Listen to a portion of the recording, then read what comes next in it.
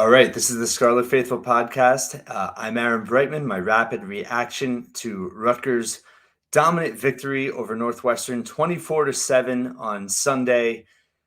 Pretty solid performance. Not perfect, but really impressive. I think just from the context of how Rutgers started the game, the way they set the tone, and the way the offense was able to establish control of the game, time of possession.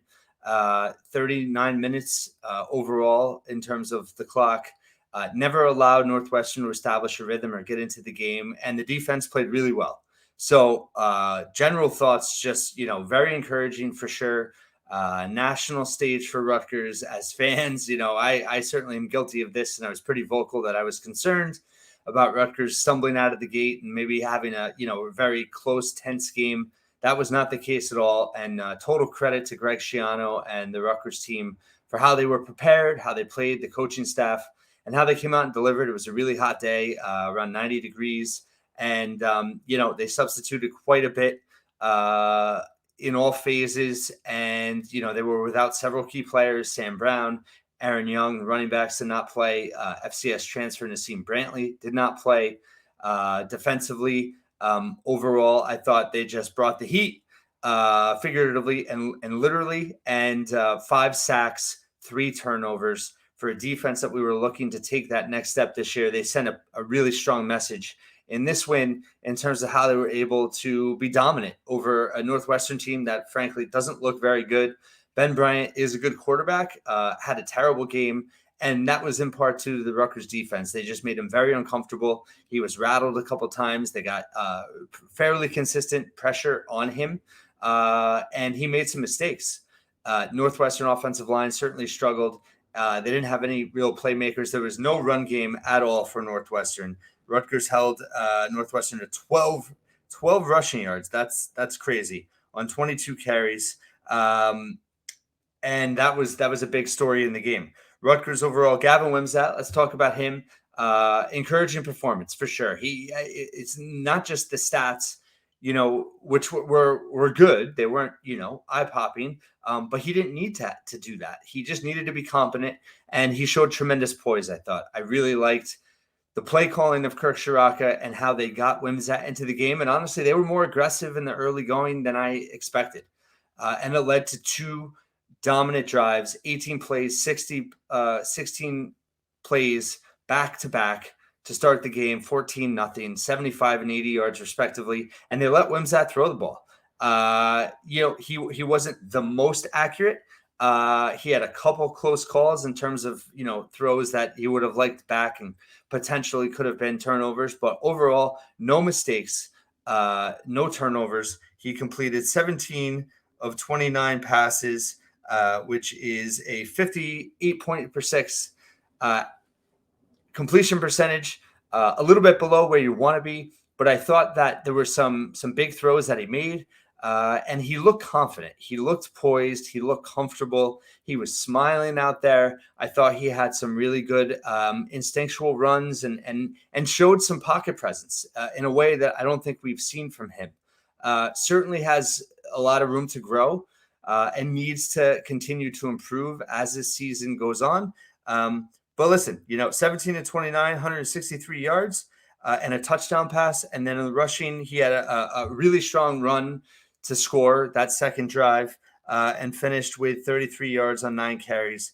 But overall, I just thought the way in which he managed the game, the way in which he had a presence out there that we haven't seen before. So super encouraged by his overall performance. The run game, without Young and Brown, we saw Kyle Monungai and true freshman Jashawn Benjamin.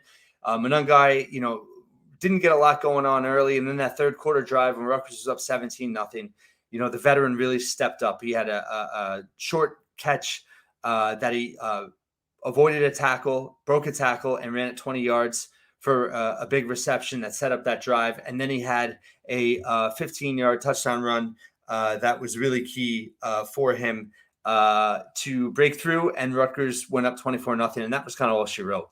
The rest of the game, was a little bit of a slog, but overall, that put the game away, and eliminated any possibility that Northwestern was going to come back. So that was huge. Jashawn Benjamin, not great, in terms of yards per carry. He finished 20 attempts, 46 yards, so 2.3 yards. But he looked, I thought overall he looked pretty solid. I mean, the offensive line struggled at times. There was a ton of rotations. I think 9 different linemen played.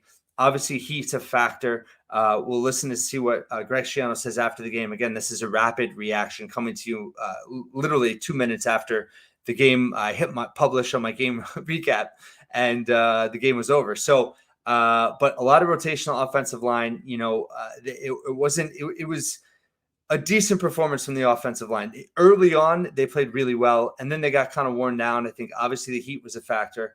But I think just the lack of cohesion in terms of so many different players being shuffled in certainly was a factor. And, trying to run up the gut did not work well.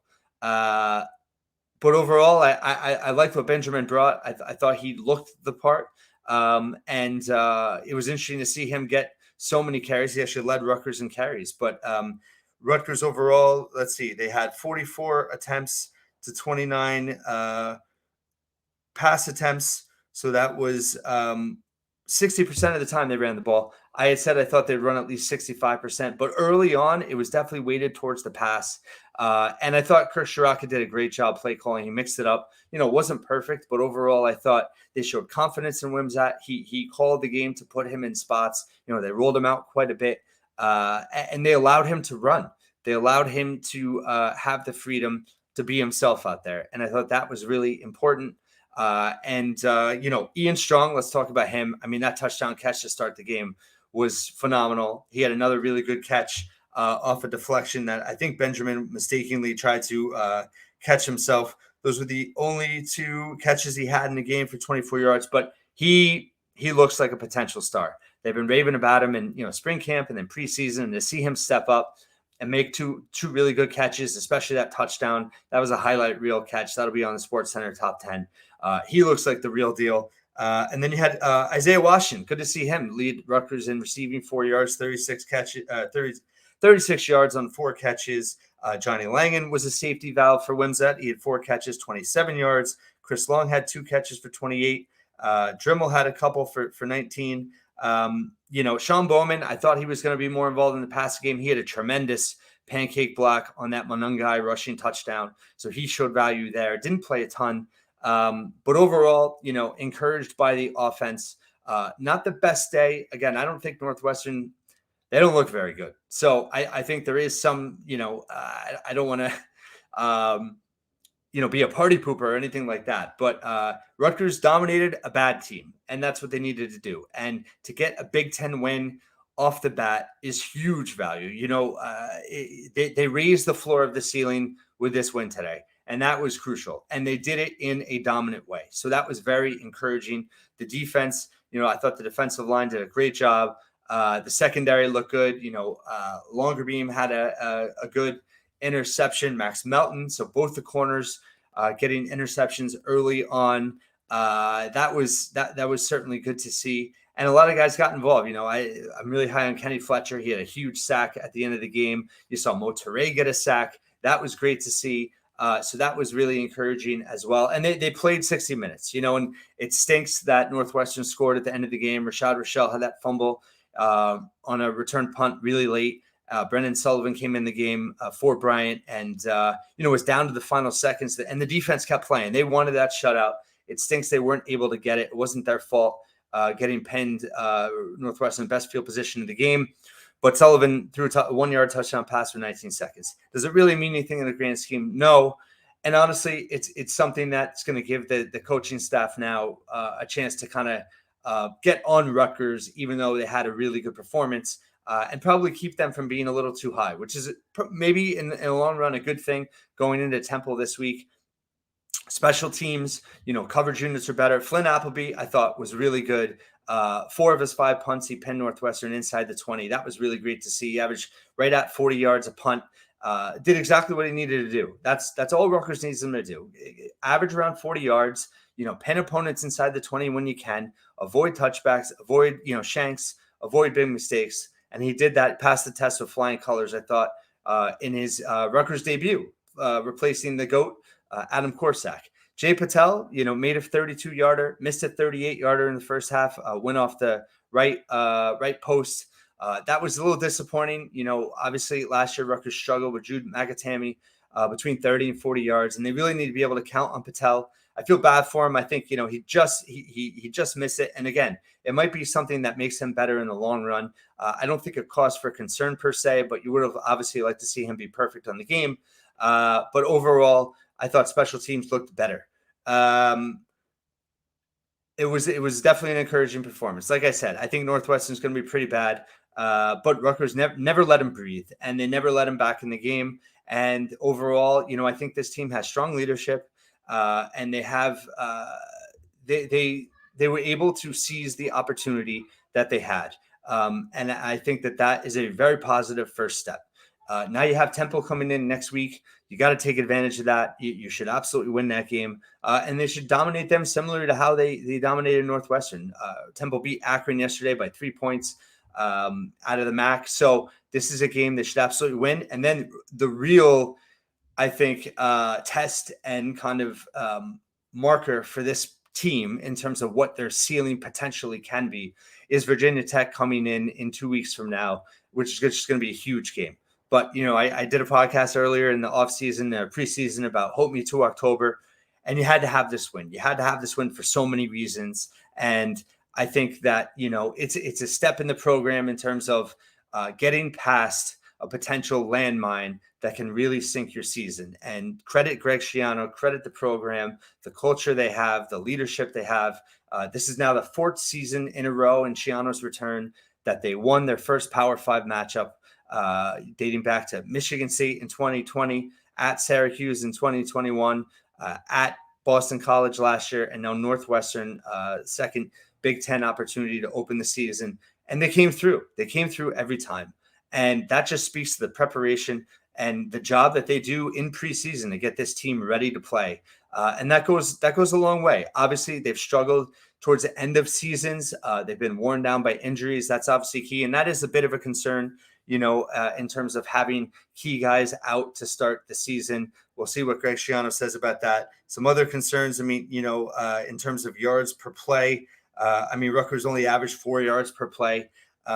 Didn't, have a breakout rushing, 2.8 yards per carry against a pretty bad Northwestern team. So it wasn't, all lollipops and rainbows. There's certainly some cause for concern just in terms of how good is this Rutgers team. I don't think they're great. At least, they didn't show that today, but they were competent and they were solid, and they did not let Northwestern breathe. And that goes a long way. So overall, encouraged. Long way to go for sure. But a big first step in the season opener to beat Northwestern. Overall, have to be very happy. I certainly am, and I hope you celebrate this win and enjoy the rest of your Labor Day weekend, and follow all my coverage at thescarletfaithful.com. I got a ton of post-game coming out. Thanks so much for listening and watching once again.